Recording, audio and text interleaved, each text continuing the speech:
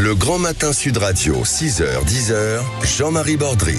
Il est 9h10 sur Sud Radio. Tout de suite, le débat du jour. On parle d'une pratique tellement répandue, à laquelle on a tous un jour ou l'autre assisté sur les réseaux sociaux, que ce soit sur Facebook, sur Twitter, le harcèlement en ligne. Comment y mettre un terme? Plusieurs exemples ont été constatés malheureusement, notamment pendant les Jeux Olympiques, avec l'exposition médiatique de certains athlètes.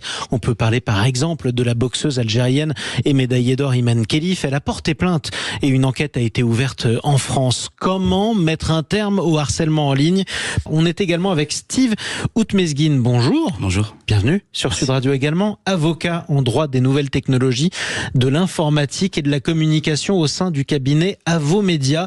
Qu'est-ce qu'on risque quand on commet ou on écrit des choses ignobles sur les réseaux? C'est ce que vous nous direz notamment. Est-ce qu'il y a une vraie impunité ou pas? Vous nous le direz pareil. Alors justement, les limites de la loi, on va les fixer. On a invité un juriste à cet effet d'ailleurs sur Sud Radio.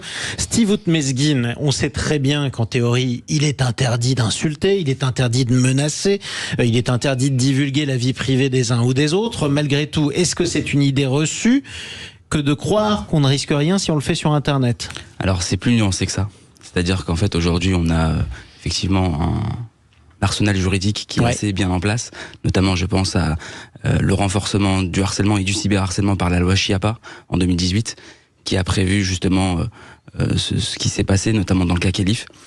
Mais dans la réalité des faits, on est un peu loin de condamnation immédiate. Pourquoi? Parce que tout d'abord, il faut retrouver les personnes. Les personnes agissent souvent sous couvert d'anonymat, ce qui est la plus grande des difficultés aujourd'hui. Effectivement, nos pouvoirs publics sont bien en place pour pouvoir identifier les personnes, mais ça prend plus de temps que prévu. Et puis on arrive aussi à trouver des comptes, des faux comptes qui se logent à l'étranger et qui font en sorte que le droit français ne s'applique pas forcément. Vous êtes Mesguine, vous êtes avocat.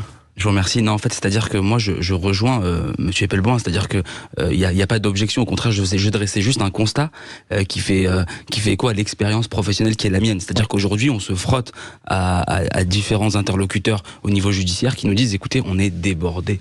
On est débordé.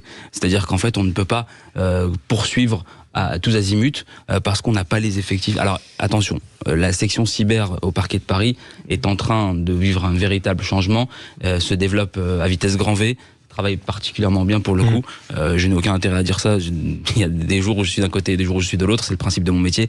Mais pour le coup, je sais qu'il y a un fort développement là-dessus. Mais il n'en demeure pas moins qu'aujourd'hui, lorsqu'on veut mettre en place des actions rapides et efficaces, malheureusement, la plupart du temps, c'est très compliqué. Alors, à qui doit s'y coller, justement? Ça, c'est une question qu'on va se poser avec vous tous. Je vais prendre un exemple qui date d'hier. C'est sur X, qui s'appelait Twitter dans le temps. C'est un confrère, un journaliste qui travaille chez nos confrères de BFM TV. Il s'appelle Raphaël Grabli. Il publie la capture d'écran d'un message qu'il a reçu, publique un tweet. Je cite, vous allez écouter, ça va vous choquer. Le juif Grabli semble être content de la nouvelle. Un contre-pouvoir à son travail de désinformation en moins. Évidemment, ce journaliste a signalé ce message en disant que c'était un message évidemment antisémite. Réponse de X quelques heures plus tard. Bonjour, nous avons reçu votre signalement à propos de ce compte et du contenu suivant. Il nous apparaît que ce contenu signalé et déterminé n'est pas susceptible d'être supprimé en vertu du fondement juridique dans le pays suivant l'Union européenne. Le message que je viens de vous lire, Monsieur Maître Outmezguine, est-ce qu'il est susceptible d'être supprimé en Europe ou pas? Complètement. Alors pourquoi Twitter ne veut pas le faire? Il est complètement antisémite.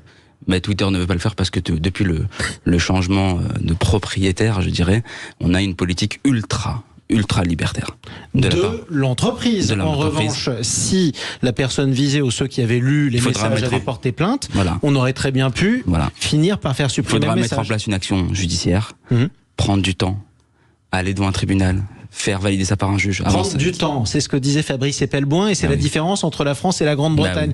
Pourquoi c'est long en France et pas en Grande-Bretagne? Parce qu'on nous dit qu'on est débordé, tout simplement. Mais pourquoi il y a des émeutes en Grande-Bretagne, vous avez des milliers de manifestants et un certain nombre de centaines de personnes qui ont été mises en prison. Ça doit sous-entendre que les Britanniques sont débordés eux-mêmes.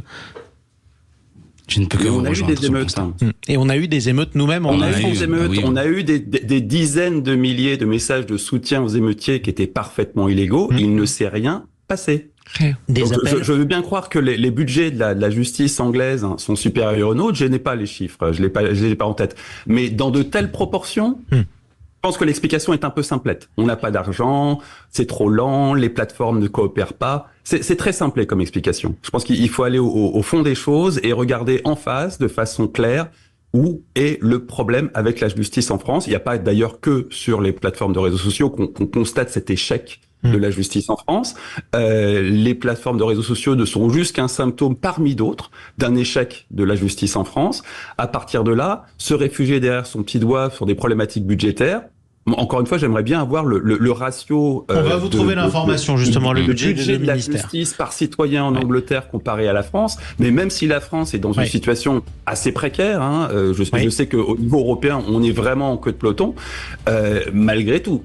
Il y a vraiment un problème qui va au-delà de « donnez-nous plus de sous ». Alors, au-delà de la répression et de la justice, les réseaux sociaux sont-ils plus dangereux que le reste de notre vie quotidienne ? Tiens, est-ce qu'on a tendance à devenir plus violent sur les réseaux que dans la vie réelle ou ailleurs ? On va voir ça avec vous tous sur Sud Radio dans quelques instants et on va parler aussi de ces compagnies, de ces différents réseaux sociaux. Qu'est-ce qu'on doit attendre d'elles ?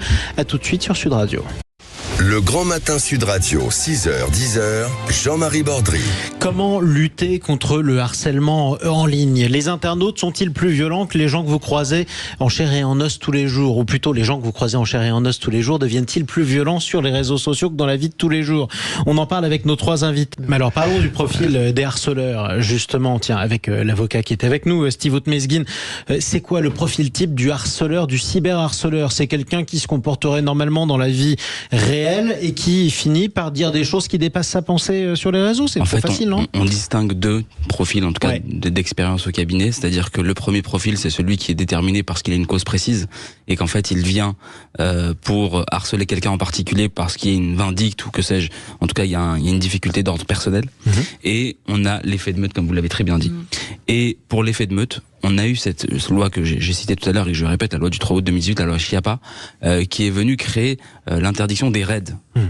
Et ça, là-dessus, c'est une circonstance aggravante au cyberharcèlement. C'est quoi d'ailleurs un raid ? C'est en gros, si vous insultez une personne, c'est grave, mais si vous le faites à 10 000, c'est encore plus grave ? Voilà, en gros, c'est ça. Je vous lis l'article peut-être. C'est l'article 222-33-2-3 du Code pénal qui vous dit le fait de harceler une même victime par des propos ou comportements répétés de la part de plusieurs personnes agissant en concertation ou à l'instigation de l'une d'elles, même en absence de concertation entre les auteurs, ce qui est très important, même en absence de concertation, est puni de 3 ans d'emprisonnement et de 45 000 € d'amende. Donc on ajoute à cela la sanction qui est probable aussi en matière de harcèlement et de cyberharcèlement, et on arrive quand même à quelque chose d'intéressant. Maintenant qu'on a parlé des responsabilités des uns et des autres, qu'est-ce qu'il faudrait concrètement, et ce sera le mot de la fin, parce qu'on est quand même là pour parler concrètement, Steve Outmezgin, pour que du jour au lendemain ou d'une année à l'autre, la France arrive à dissuader les potentiels harceleurs de commettre du harcèlement en ligne ? Moi, je rejoins ce qui a été dit tout à l'heure par M. Pelboin. C'est déjà de retirer la privatisation de la justice à Twitter et aux autres réseaux pour pouvoir trouver une procédure accélérée, plus simple, plus facile en ligne du coup, puisque l'infraction a été commise en ligne. Donc ce serait beaucoup plus simple que on puisse saisir la justice en ligne. Alors il y a eu une facilitation récente d'un dépôt de plainte, en fait c'est une pré-plainte avant d'aller au commissariat et de confirmer entre guillemets. On peut aussi faire sa procuration en ligne, on progresse on peut faire quelques petites choses, mais c'est pas assez efficace encore. Il faut que ce soit beaucoup plus efficient et que ça nous permette justement de pouvoir enregistrer des plaintes et faire que la justice soit beaucoup plus accélérée. Bon, mais merci à tous les trois en tout cas d'être venus pour ce décryptage sur Sud Radio.